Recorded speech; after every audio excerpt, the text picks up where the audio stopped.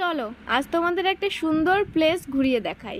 কিছু কি বুঝতে পারছো এটা কোন জায়গা বা কোথায় যেতে চলেছি? গেস করো, ততক্ষণে আমি একটু স্টাইল মেরে ভিডিও করে নিই। তো এই ড্রেসটা কেমন লাগছে অবশ্যই কিন্তু জানাবে, আর আমাকে কেমন লাগছে সেটাও জানাবে। আই থিঙ্ক তোমরা বুঝতে পেরেছো যে আমি কোথায় গেছি। ভিউটা এত সুন্দর, আমি কিছু ভিডিও না করে থাকতেই পারছিলাম না। চলো তোমাদেরকে আর শখটে না রেখে বলেই দিই আমি কোথায় এসেছি।